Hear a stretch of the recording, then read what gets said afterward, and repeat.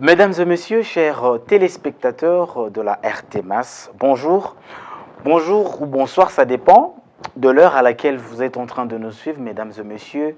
Bienvenue dans votre magazine que vous aimez beaucoup, qui est Africa Sosola. Comme d'accoutumance, je ne suis pas seul sur ce plateau, je suis accompagné comme toujours de son éminence, le représentant légal et chef spirituel de l'Église Lumière du Christ au Congo et partout dans le monde.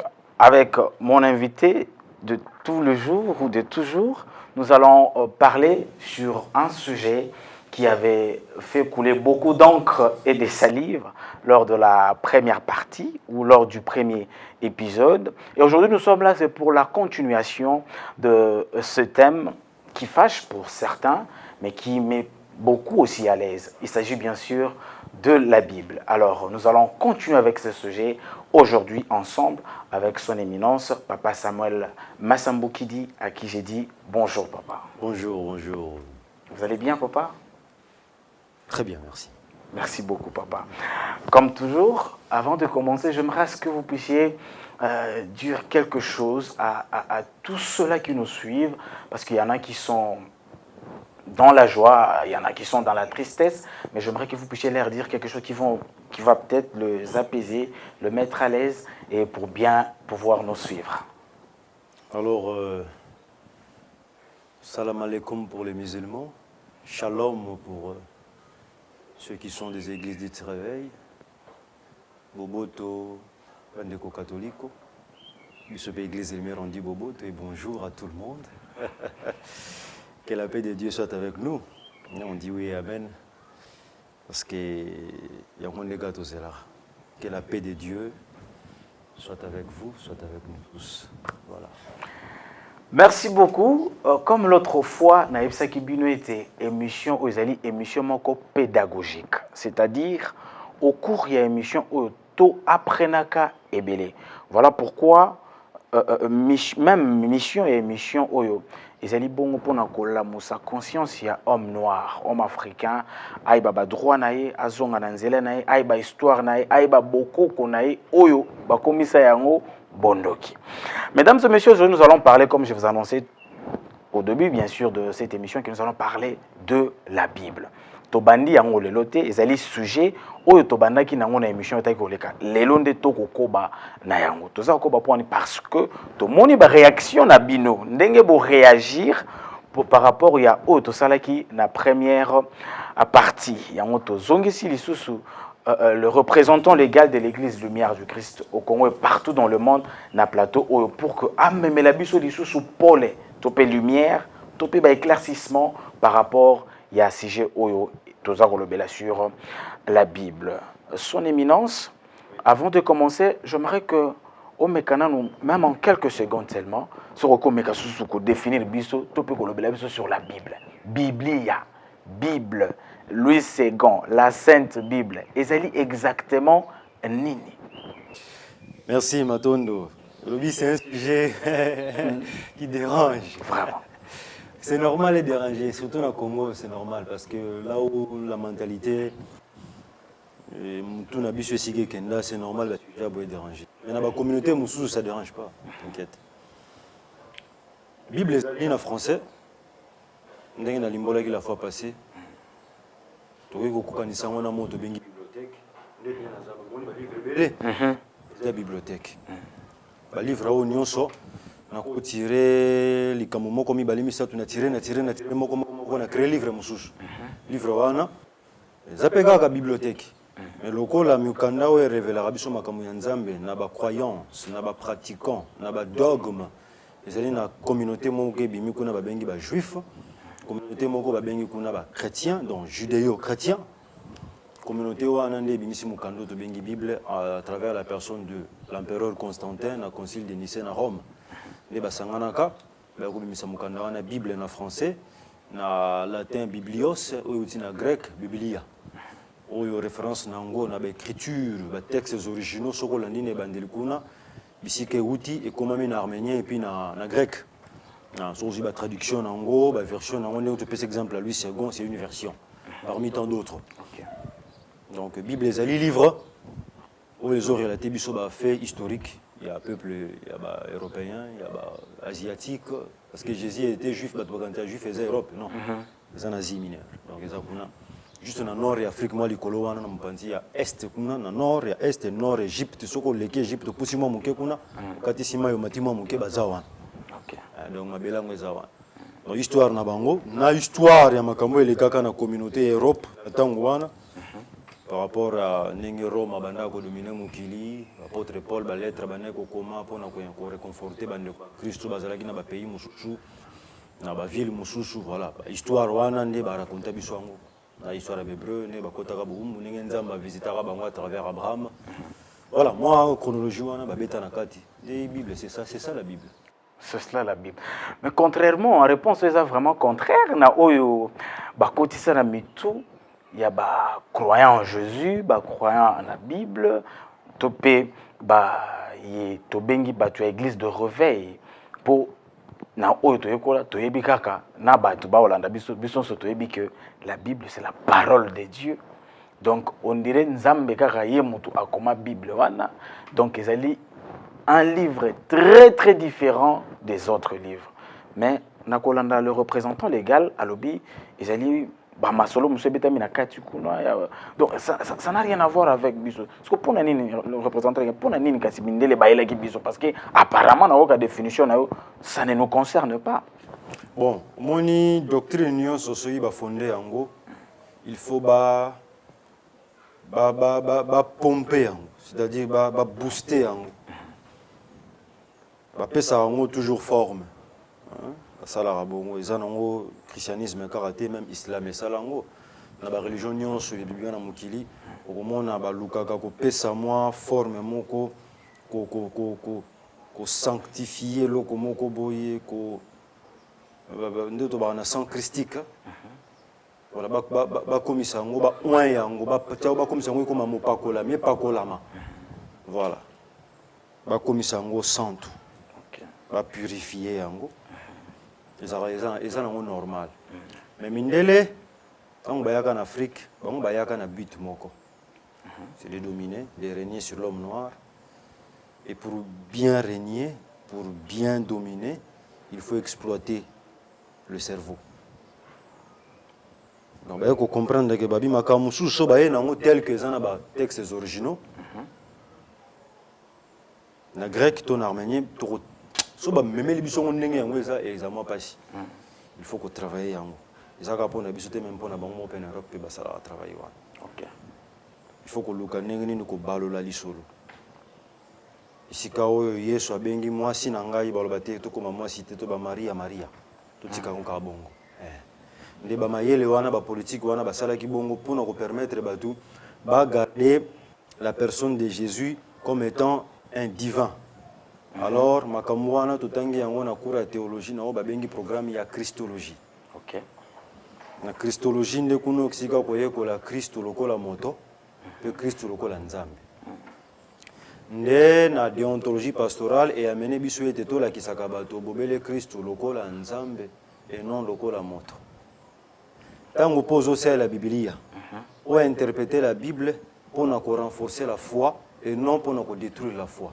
Okay. Alors, quels sont les éléments qui vont détruire la foi et quels sont les éléments qui vont renforcer la foi? Pour renforcer la foi, il faut utiliser le côté bonzambe. C'est-à-dire, texte, il faut ramener à scotomisation. C'est-à-dire, esprit à mutu, il faut choisir ou on a routine d'aller choisir. C'est-à-dire, na rolobano makambu, oyo et routine d'aote au réfléchir, mais routine d'ayo ondima, kubanga. Pour se poser la question, pour Bango se poser la question, il faut que le monde imaginaire. C'est une méthodologie, pédagogie pastorale. Donc, moi, aujourd'hui, je suis contre ces systèmes parce que nous avons découvert qu'il y a des gens qui passent à Zomon, c'est parce que tu as une méthodologie. Soit disant, les alliés forment ecclésiastiques. Ils ont permettre biso to tambwisa batu na musala nzambe na ko vana na bia to tambwisa batu na musala nzambe de to baby sin le peuple a comme abruti. Donc voilà un peu mundele tangwaye But na ezaleka moko dominer, écraser, diviser pour mieux régner. Je comprends comprendre on a zoko etufa ngwa. Na omeka. Ba ndeko balandi pe ba olanda nga ba mona peke na raison.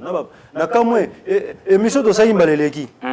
Vraiment merci na batata pasteur bandeko batata pasteur ba benga ngai ba encourager ngai. Naza obanga nabi ba finga ngati ba congolais po ezalaka so toucher ka kota Christ boy. Antichrist, temps de la fin, apocalypse. Mais la soutenu nazi ba coup de fil. Vraiment félicitations pasteur. Tous avons nous ba sala nzambe tous ala pas aveuglé tant moulaï parce qu'on prie, on prêche mais il y a pas de changement. Vraiment. On sent que quand tu parles, on sent vraiment que tu es en train de déboulonner tel que le président Félix l'a dit. Merci éminence, merci beaucoup pasteur. Nazi ba coup de fil à bandeko. Majorité ba coup de fil nazi homme de Dieu. Okay. Vraiment merci mingi loka bozo comprendre. Photo bimisa peuple o to tambisa na mangomba to tika kokotsa bango na libulu to bimisa bango peuple a mona clair. Rôle o Yesu Christ a bengi biso to salela ye. Na vérité et en esprit. Et non na flatterie, na mensonge, na coaching de vie pour gagner de l'argent. Voilà. Merci beaucoup son éminence. Parmi beaucoup de films sous qui a ba téléspectateurs ba to batala ki émission to sala ki l'autre fois et ça na ndeko moko abengaki ye paza mosali na Nzambe. Abengi asiliki aza kuganga pona nini boza kobebisela biso cop boy. Ah. Okoki oloba nini na son benga confrère na yo okoro pese réponse nini par rapport à argumentation na yo wana. Abi okomo bebisa ba cop ya bato. Ah. N'habite coopération. Moussala Nzambe ezalane cop. Chiga Mwamba, n'habite ba cameraman. Moussala Nzambe ezalaka cop. Parce que nga nayebi Moussala Nzambe ezali eza boyambi ya Christ. Donc toza wana appelé pour na ko prêcher batu repentance. Tolakisa batu ke temps de la fin est arrivé, repentez-vous leur a sonné to comme une attente de la fin. Coronavirus yango ye. Ba maladie yo balakaka na basakolele ka moko moko komoko kisama. Babitumba na mukili n'habite so tozo risquer 3e guerre mondiale. Lisakolezo ko kisama makamba kimbangu balobe zo sala mamundelo akoma mutumuni mutumuna akoma mundele.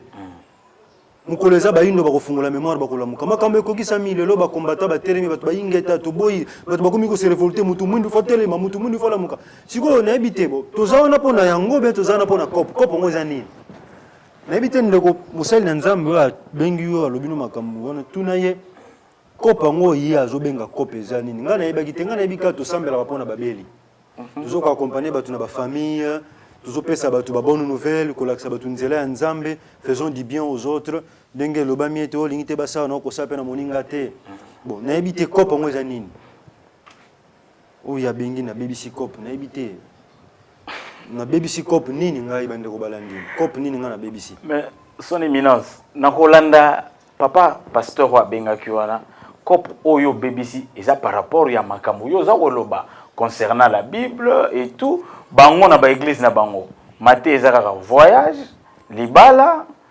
musala kozwa mbongo et ainsi de suite mais yo zo ko memela bango lisusu donc makambo ko bokeno Bible ça à moitié vrai et en partie ba racontar surtout place wana et betisi mo bato moi mingi ba moi libako parce que to yambi penza ba appel ya ndenge na ndenge o me kana ko expliquer biso pe lisusu na place wana ya ndenge yo kaboli Bible c'est comme si on kaboli en décelant compréhension il y a ba téléspectateurs on lobi une partie ezali vrai makambo Nzambe pesa mais ndambo mosusu ezali en tout cas makambo biloba lobakaka.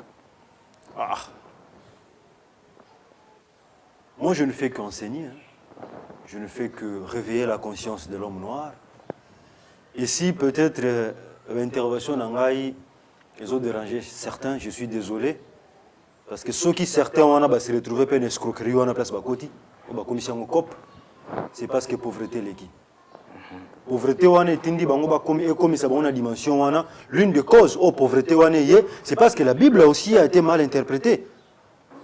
Et on avait mal compris la Bible. Raison pour laquelle aujourd'hui biso bato tozui chant, c'est tozui grâce. Il y a qu'aucun ne ko découvrir ba bo solo mususu na Afrika e komate. Tosonga toya kola musabaninga conscience Et là, que ça, la bande qu'on a besoin de pasteur, on a besoin de défaut. Ils ne veulent pas étudier.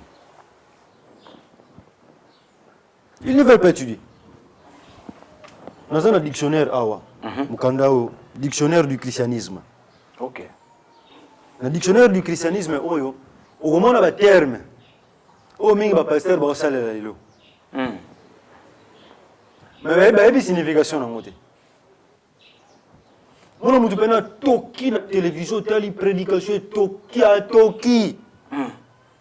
Ah, bien, ça va être terme francophone. Oui, ils ont la communauté chrétienne, mais azoye bate signification est terme à bimisi. Pour nini, batu bakimi mbangu mingi. Bandeko wana. Baza bandeko nanga. Bakimi mbangu mingi de Genèse Apocalypse. Basuki na nzela. Yoka prédication, l'église est là. Prophète Samuel a visité Kumba Anna. Après ça dit Moana Samuel tant abotami pe Kumba Anna. Prophète Samuel ava botama. Je le bezalaki. Anna zalaki na kobota te. Prophète ayi alobini yo kobota. Alobini Nzambe soko pesinga mabota. Mwana wana na kobonzela yo asalela yo. Allez. Ba pasteur, ba comment ba coach de vie. Le big une église ba kaya ba stérilité zali. Ya tika na bisa yo ya. Mabota no ba kanga quelque part. Ya famille loba po yo ka bota te. Le tika na bisa o. Kombo na Yesu ibikisaka. Tala ana. Abunzela ki mwana ndeko ndeko za boyo pe bonzela Nzambe no. Est-ce que ndeko za bonzela Nzambe? Ya tika na biso yo koti na église pasteur au senga to pesa offrande yo kanyi mutema. On a ba manipulation. On connaît tous ces histoires. Voilà to leki na beta pana nyonso to sali yango trop na Congo. Il n'y a pas eu de changement. Or il va falloir gouvernement tonga ba clinique ba médecin ba zala ba gynécologue malonga ba zala pona ko accompagner ba maman ba zana ba stérilité. Il biso to ko accompagner bango que dans la prière. Okay. Et non la flatterie. Vraiment. Nous avons utilisé faiblesse ya mutu. To komaka likamuke ya ba famille ba lakela o mabe. Tika na bisao. Tala Joseph, aux exemples Joseph na Bible. Est-ce que ndegwana za Joseph? Yo za yo, Joseph za Joseph. Makambe sala mela Joseph za ya yo za vie na makamna yo. Tu vois exemple n'est pas ça, au référence. Ya nini? Mais peut-être pour Balobake, Nzamba Zali a changé raté. Il est le même hier, aujourd'hui, éternellement. Oh, ya Salagina Moussous, même expérience, on a pu à Rogi Gossé, la ronde de Moussous. C'est l'homme à Maté, à Tioga, dans la église, dans le de tu vois pas ni même expérience, on a Salagina Bassous, Salagina Bajuif, quoi, il n'a Congo et Simbate. Celle-là, Bajuif, voilà, Israël, Bazalaki, tu vas pouvoir faire ça, mais libre. Nzamba quitte le bon man. L'histoire banda to baninza la bato ba kufa na est to sambela pourquoi simba to bando sambela depuis quelle année Bible est na Congo banda neni le roi Nzinga qui s'est fait baptiser christianisme koti ba baptiser na ba portugais tundimi Christ le ko Nzambe pe mobikisi banda to yamba ngoti lelo to sambela te l'église eza combien na ville ya Kinshasa et belé combien de pasteurs et belé au Sakanate. Bon, combien de prophètes des nations? Combien d'archibishops?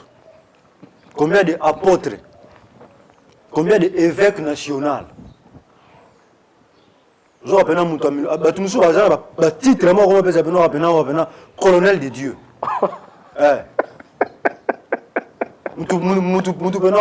Capitaine dans le Seigneur. Vraiment. Capitaine Nankolo. Je suis na Yesu.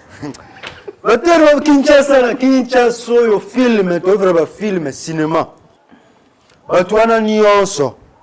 Baraba kondo, basanka bariaba. O libala, libumuna yo nazomona bacha biloko na kati. Ekolo fufu kiti. Mulanga mafuta mbili changer. Te. Nzambe siko nenga salelaki Yobo, nenga salelaki Joseph, ozo promettre batu ndeko nungo kotibo. tala Jacob abundaki na Nzambe yambo anja kende Jacob afuka malobi bénis-moi Seigneur ndeko yo pozo bunda na minute na milimo ndengo koti atango zobima baka Nzambe loko moko asambela pona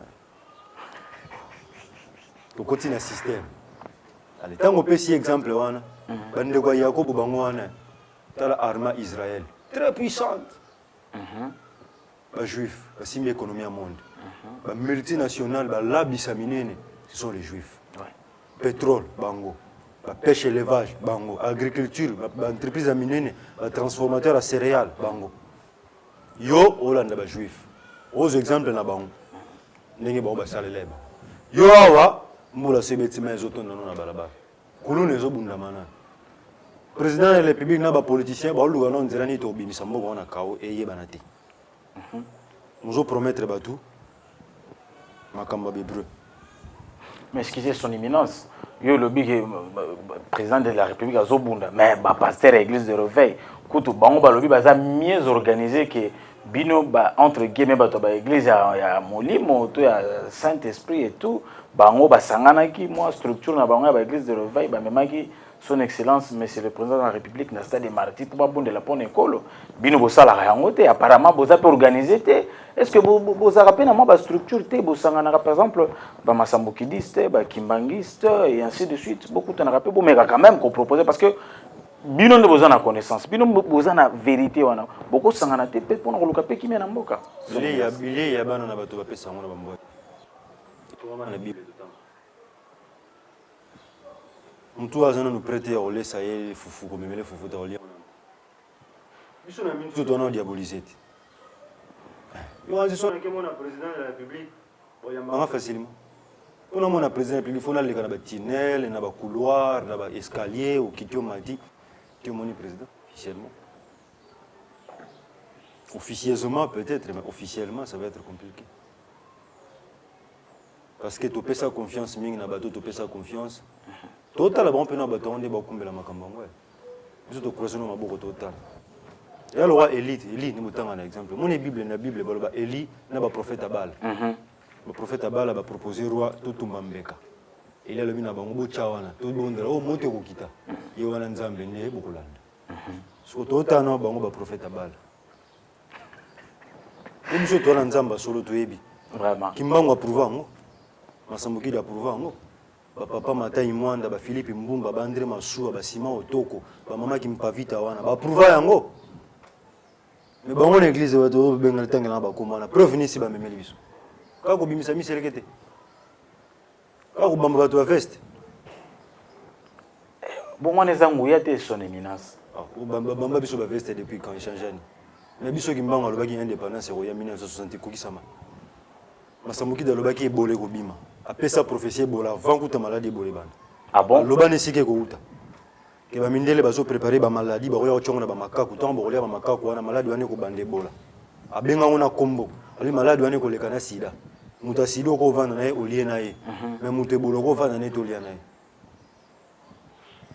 boko makambo na po tango ko kusama beba ke na lobaki na bino apesa prophétie na avion ya président abiarimana ninge zika na est aloba makambo na nyonso na ne muza ko kota na Joseph ko kota na pouvoir aloba makambo na nyonso na ne Mobutu akenda o ba prophète des nations ba tikala ko loba te ti siko tuna ba prophète wana lo onino bango ba loba ya Congo ezaki na histoire etikala oya gimbangu to yebi.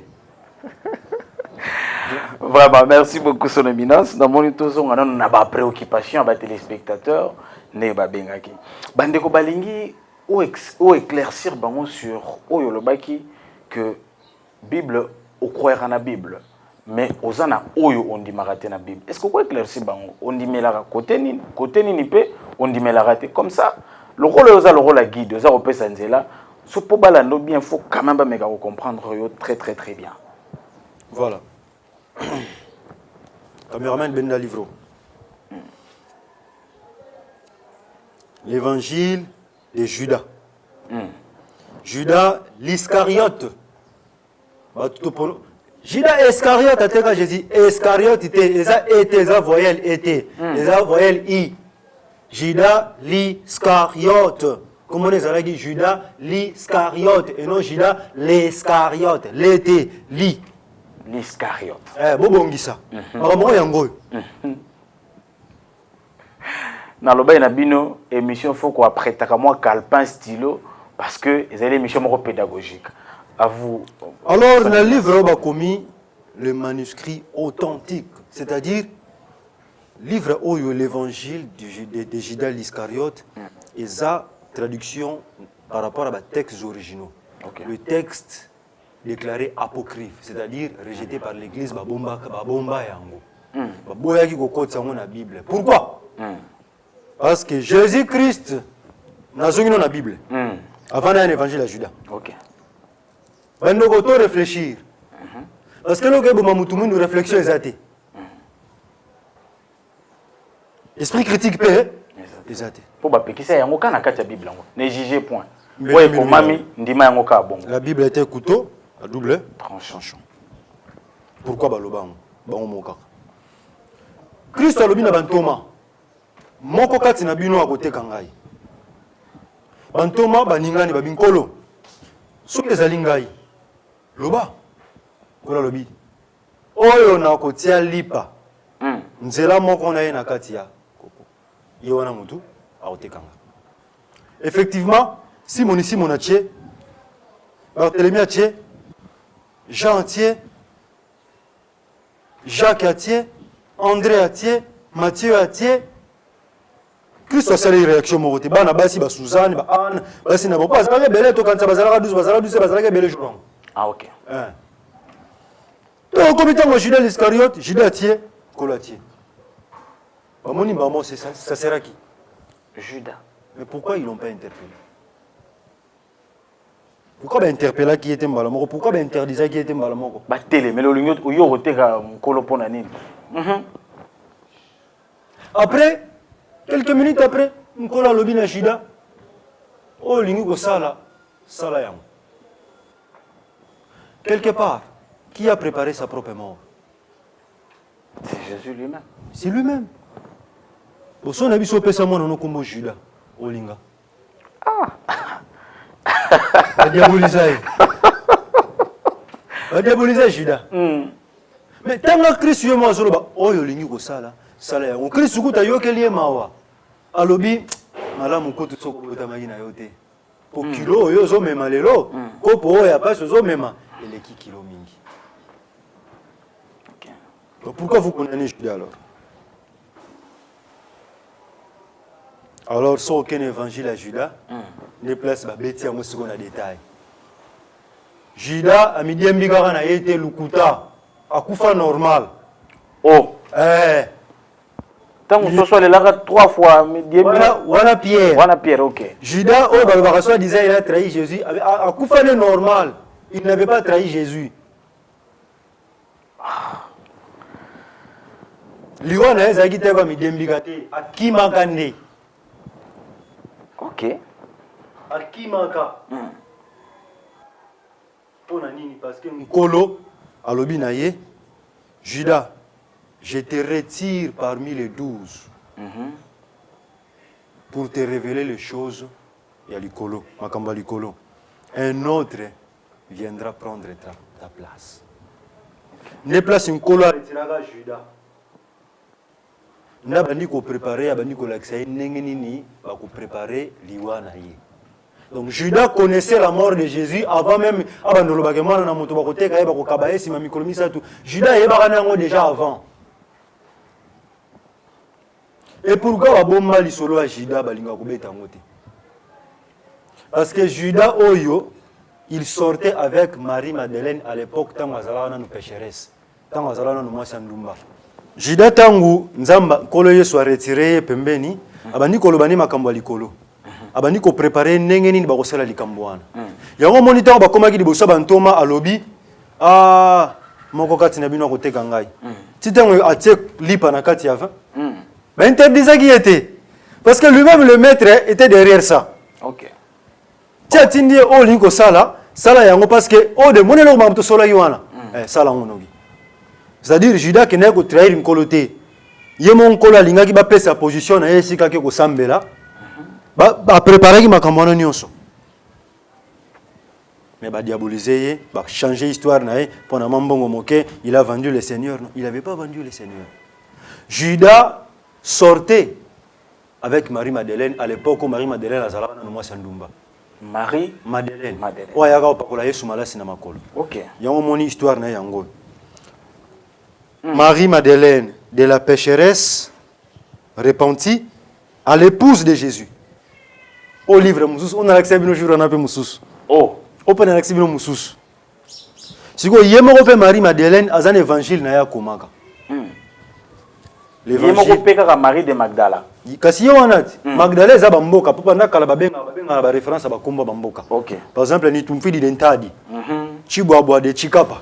Voilà. Ndenge zayi kala Marie de Magdala parce que ba Marie bazaki belé. Des références ne Marie Madeleine pena komona yango na Madeleine. Oh ayaka ko sokola yi. Wa ayaka ko sokola makolo na malasi.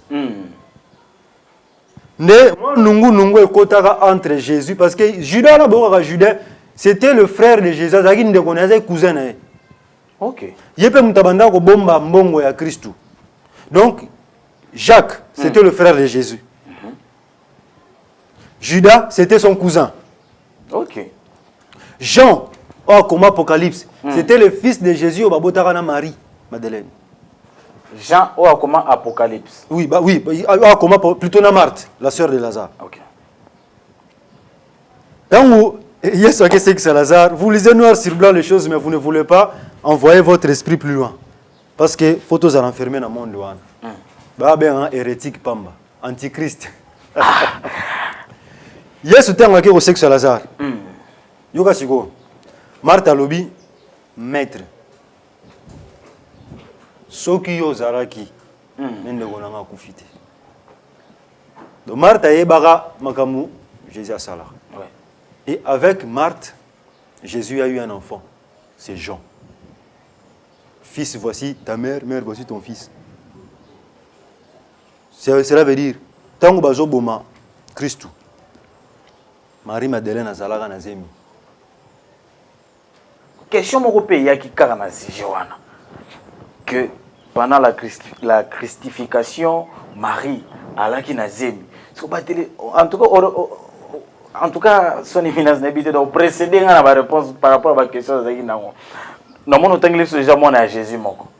Parce que les téléspectateurs non, loba na papa attend la biso ba combo ya bana ya Jésus o ya tika n'a a précisé biso pe moi c'est Jésus exactement ezalaka nani. En premier, Jésus a eu un enfant avec Marthe, la sœur de Lazare. Moi on comme Jean au comme Apocalypse. Moi on a zagi sang divin. Il y a un moment comment makamba minene.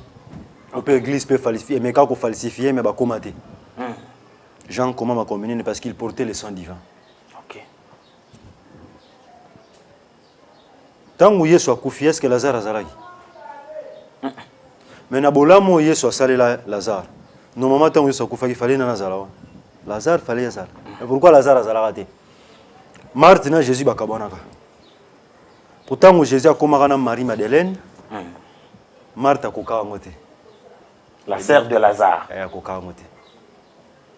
A koka ngote salaka mo zuwa ba se retiraka. Nde Yesu a kokamatana na Marie-Madeleine. Tango akufi alobi na mère. Maman na zo beza Marie abota été. Ezaka nde Marie. Oh.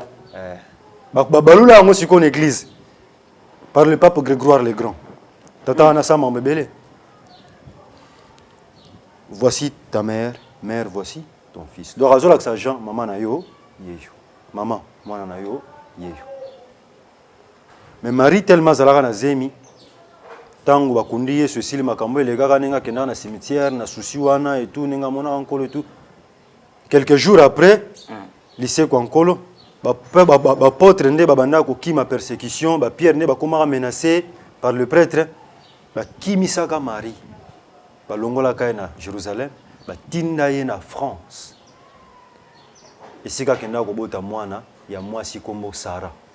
Dès début, yo boka les rois mérovingiens na ba carolingiens. OK.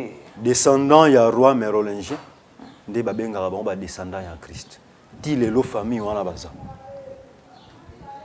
baza na Londres, baza na France, baza na New York. Ba misu baza na Israël wana baza.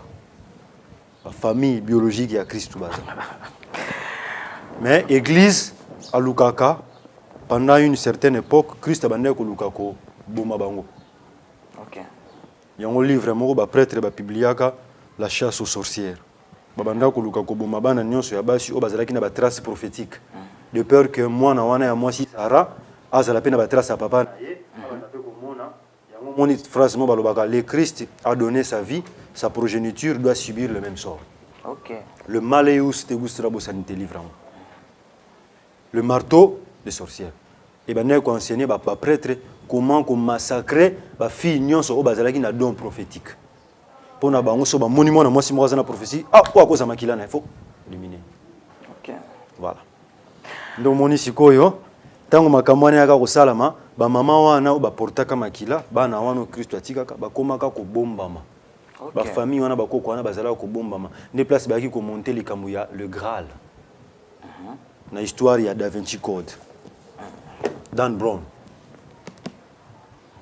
Le Graal. Ba pesi bango ba kombo ba prioré de Sion, ba dépositaire, ba kombo belé ba pesi bango pour kaka bato wana bazo garder secret wana. Na certains prêtres catholiques oyo église et supporta quitté. Ba koma ko luka ba éliminer ba prêtre wana ba se déguisaki en soutane ba longoli ba soutane ba koma ko keno ko bomba na ba samba ba kena ba ndoko keno ko tonga banda kuna ba château na kata ba zamba ko mi bomba po église za ko luka bango ba sanini ba boma bango ka po ba éliminer trace ya que Jésus azaki na bana. Mais soko tangi na Bible eza na ngwana na kati. Ezalaka na ona kati. Eza na ona kati Bible. Mais ce que bato balobaka tanga Bible banda Genèse ti Apocalypse ba mona ka place wana te na ndenge. Jean, c'était l'apôtre le plus jeune. Abandé gola la mkolo na poitrine. Na l'église na biso, tous na ba disciple était. Est-ce que na pasteur moko aux disciples morale la na tolo pendant qu'il a prêché. So que na muto zo net au sel émission be muto moyen na poitrine na ngatie muto bolobani. Moi na nae. Voilà, c'était son fils. Mais ils n'ont pas voulu dire la vérité. Maintenant ce que makambo nyonso oyo son éminence ozo révéler biso ozo révéler opinion nyonso population nyonso ya Congo ya Kinshasa na Brazzaville baolanda biso makambo nyonso na ebomama pourquoi est-ce que vous pensez que ceux qui balobaka makambo nyonso ba tcha na bango na Bible mission na bango nga échoué? Oui, il a échoué parce qu'à cette époque-là les gens n'étaient pas naïfs. Balobano Genzamba et Namukile Emmanuel Dieu parmi les hommes il y a des enfants. Les gens ne vont pas accepter ça. Il va falloir qu'on mystifie, qu'on pèse forme moko divin, divine plutôt, qu'on tikaye na meba mystifier atika la kuna. Mais erreur basala qu'il fallait pas présenter Jésus tel qu'il était. N'empêche, même s'il a eu des enfants, il était Dieu. Il est Dieu jusqu'aujourd'hui. Il est le sauveur. Erreur ka basala qui yangana baba kanté qui soki ba bombinde un jour obimate. Vraiment. Merci beaucoup. Là, j'aimerais m'adresser un peu aux serviteurs de Dieu. Vous qui prêchez Jésus, chers serviteurs, vous nous parlez de Jésus, vous parlez de la vie de Jésus, mais kobanda tango Yesu Christo abotami, kobanda na l'an 0 na ti histoire ya koyebana à partir il y a 12 ans ou 13 ans si je ne me trompe pas. Makambo za sala de 0 à 12 et banarate. Bote ya pebiso yango. Tokomi na 13 to 12 ans, obeti sumo li solo, Yesu apparaître le sous.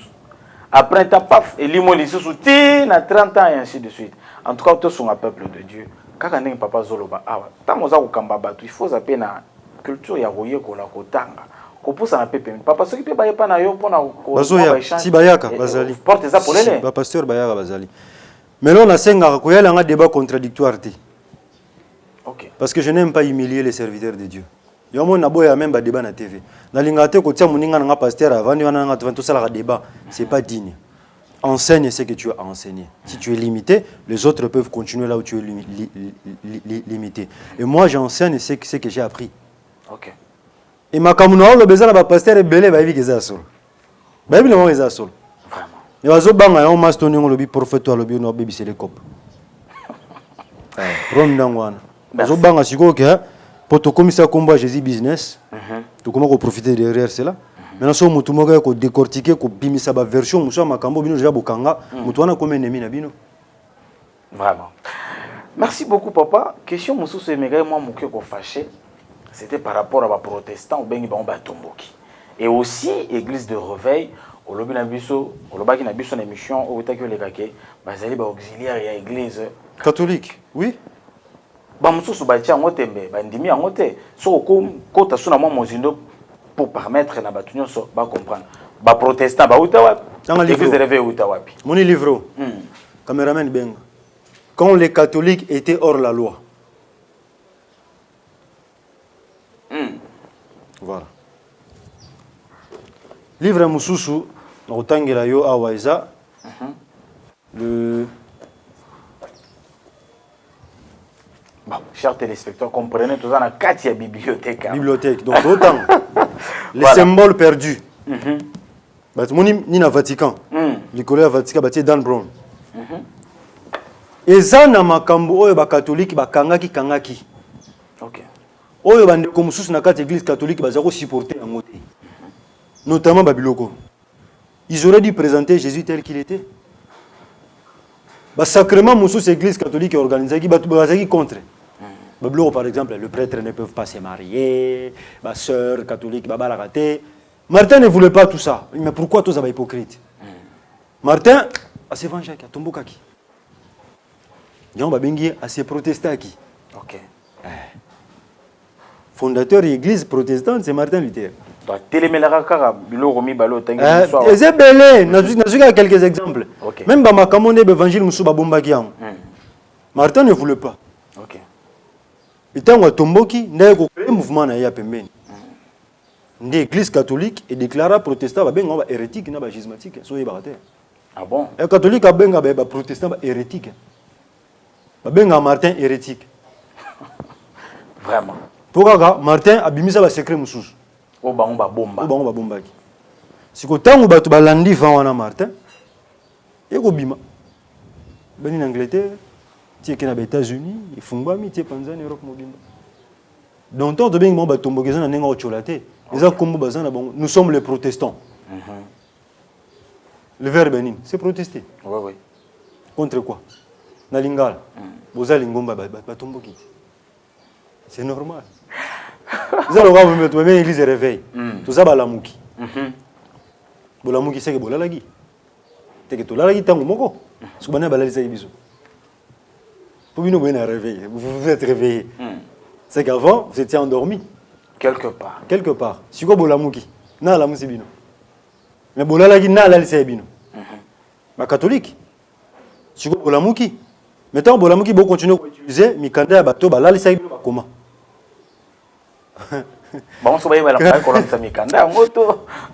Quand les catholiques étaient hors la loi, so tangi livre oyo bazo ko enseigner biso neni ni moment moko pe catholique jogi mo ba nungu ba kotana pe na ba problème. A guerre ko taki entre bango ba politique. L'église catholique a combien ko perdre. Ba tali ba messe ya latin ba lobi bilenge balingi susu ba messe c'était à dominer au protestant. Ba jeune bazo yati. Il faut ko logo mo boy. Allez bien bimisa avant on est arrivé. Tata na out Amérique, il y a ma église réveil, il y a ma campagne en Congo, église réveil les années 80 et tout. Il est financé par les catholiques. Bonke, je crois. Renard Bonke. C'est baza qui m'a structure monene. OK. Ba panzana ki, o yaki na Congo azali, ba kendaki na Europe bazali, ba toazi baza qui un peu partout. O kende na Brésil kuna bazali. En Amérique latine, bazali. Vent en attendant objectif est qui qu'on créer une autre église, qu'on continuer le christianisme, continuer l'évangile, continuer le catholicisme et la formule yasika. Alors pour pas garder l'église catholique na bo continent on a nengezali na Kinshasa ba ko baptiser le ko to bengi renouveau. Voilà. Le monument ba culte ya ambiance côté animation, bo se zalega ka ba culte en mode mineur, la musique. So beaucoup de choses à mode mineur, vous avez la musique moko piano, orgue zawana kabo. Siko mamina ba jeune bazo ko kangote. Moi mo qui l'ai changé, moi pop fait kota, moi R&B, moi rock fait ça en église. Moi animation. Elle dit ba ko créer loko wa. financer. L'objectif est de continuer à promouvoir l'intérêt du christianisme et de l'Église à travers le monde. Malgré ça, sur la carte catholique, tu es soudanité, mais même en costume cravate, et ça là quand même. Voilà, c'est que le représentant légal de l'Église Lumière du Christ au Congo et partout dans le monde est en train de nous dire est trop grand comme ça pour comprendre. Alors il faut que vous puissiez quand même vous détendre un tout petit peu. Et pour ça, nous allons marquer une petite pause pour vous proposer une très belle chanson de Bob Marley. Il s'agit de Rédemption. On suit. Voilà. There's no end to this music, man. This music you're going to put it up in your house. A placard as one of the vehicles that help to free the people from this chain and bondage of oppression.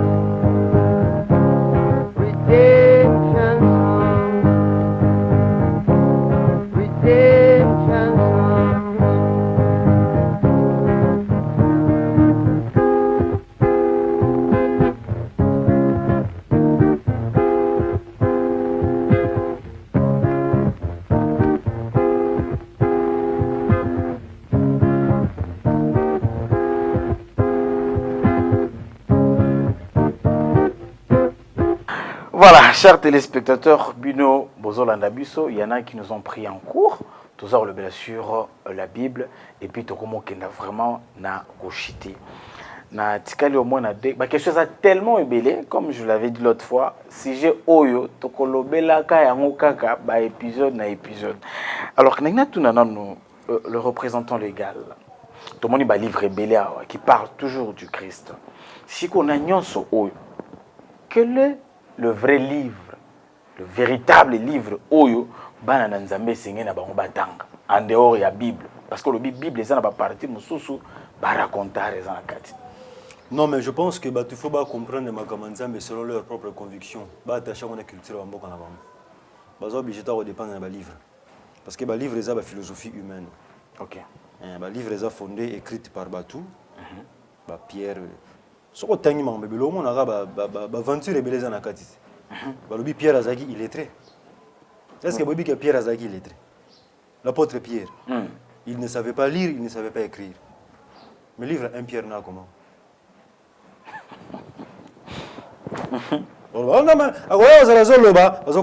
Ah, donc c'était pas lui qui a écrit. Vraiment. Mais tu es évité. So tu as l'histoire de Israël. Tant Moïse a accueilli Josué Moutatigali. Normalement, dans Makamousou, il fallait comment on a livre à Josué. Continuité à Israël, il fallait Josué comment? Mais Moïse Mouta comment?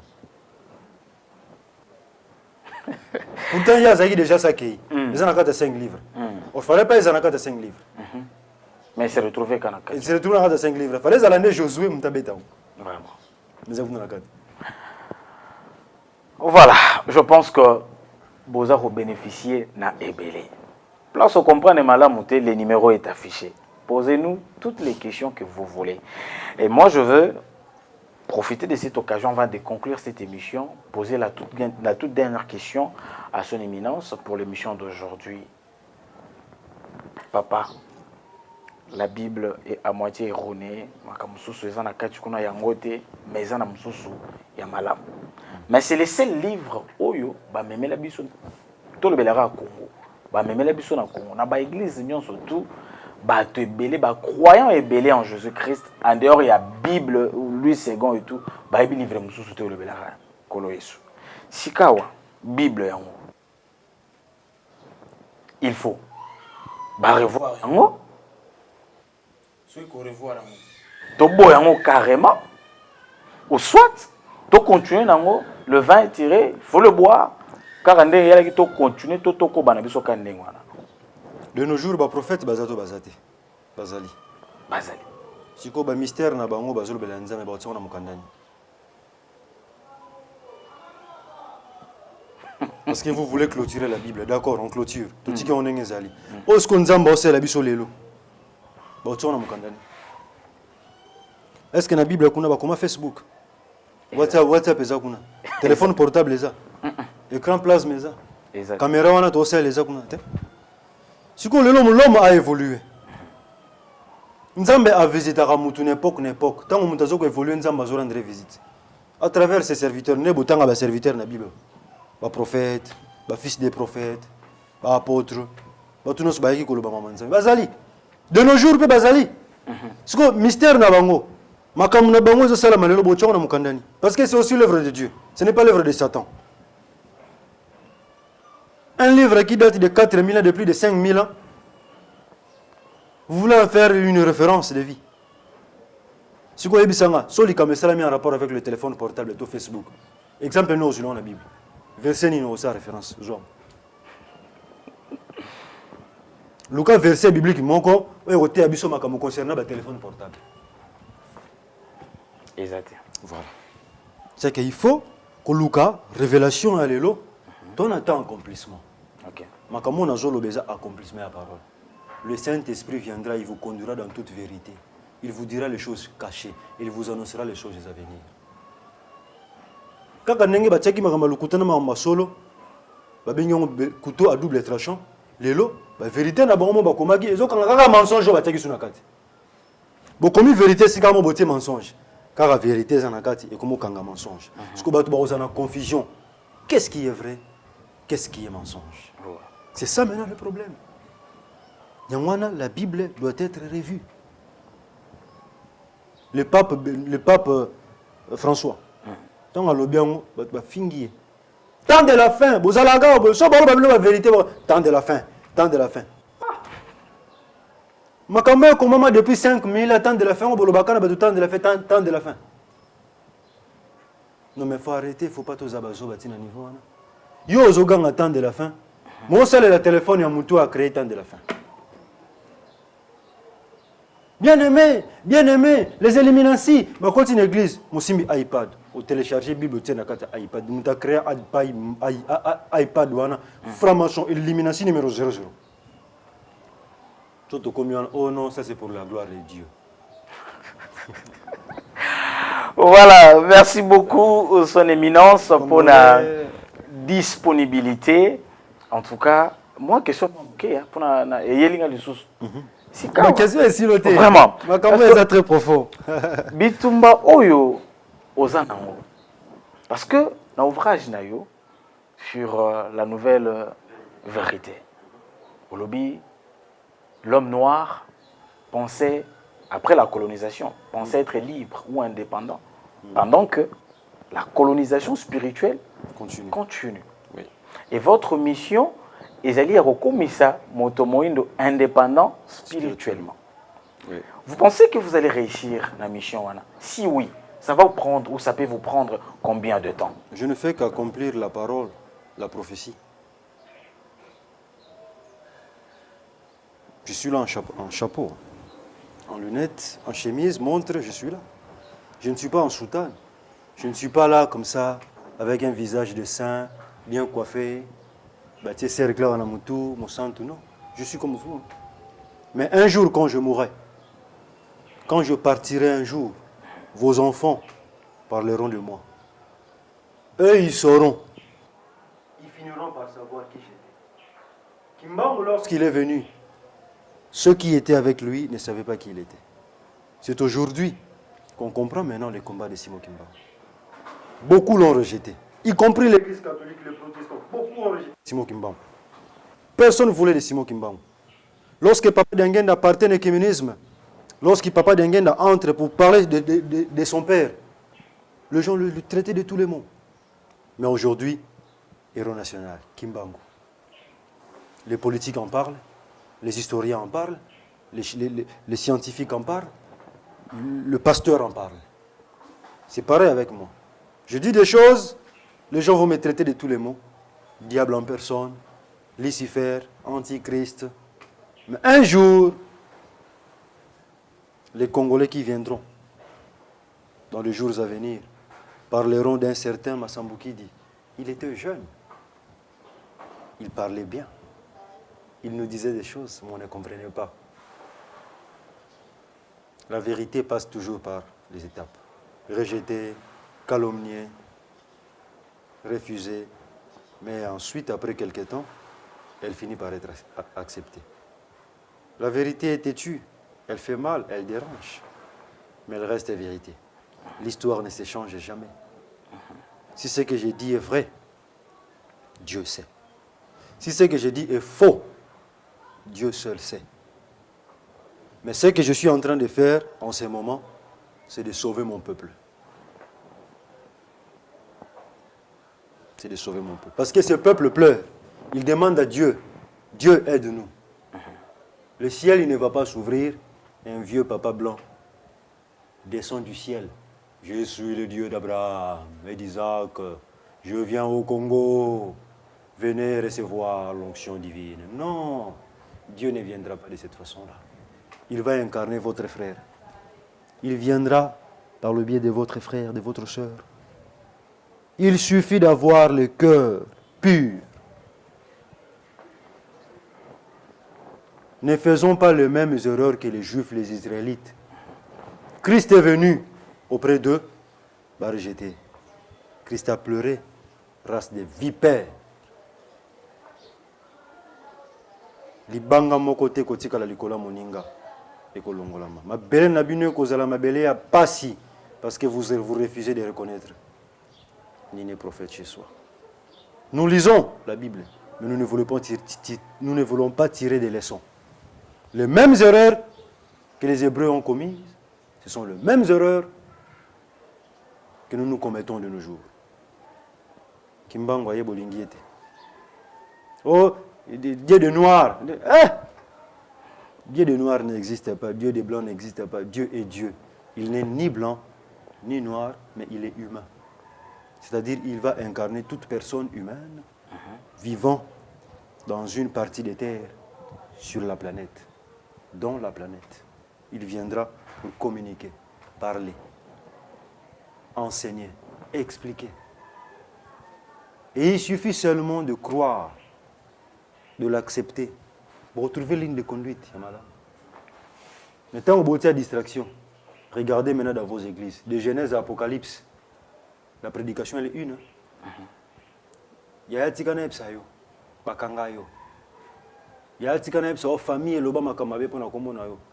Mais il y a une délivrer nos puissants de Jésus. C'est la même chose. La routine. Voilà. La routine, on est là, on tourne en rond. Et rien ne marche. Pourquoi rien ne marche? Parce que l'homme congolais n'a pas été instruit. Il n'a pas appris. Il n'a acquérir des connaissances suffisantes pour découvrir le secret de la nature. Or, les Juifs au temps dans la Bible aux en Israël, ils ont une spiritualité. Ils ont une spiritualité, ils ont une religion. Des fois, ils ont on a su le mabe. Alors, ben on sur le téléphone au à baby cop. Vraiment. Voilà. Merci beaucoup. C'est cela, Africa Sosola. Mesdames et messieurs, nous aurons toujours Rwanda pour que beaucoup kabongo Sosola Bosolo. En tout cas, c'était pour moi un grand plaisir de vous présenter ces grands magazines. Un grand merci à son éminence, Papa Samuel Massambukidi, chef spirituel et représentant légal de l'église Lumière du Christ au Congo et partout dans le monde. Merci. Donc, tu vois déjà les mots Christ dedans. Donc je ne suis pas antichrist. Vraiment. Et partout dans le monde. Merci beaucoup, Papa. Merci à Shiga Mwamba qui était à la réalisation de cette émission. Merci aussi à Jerry Massamwani qui était là derrière le caméra. On se retrouve à la prochaine. Voilà, au revoir.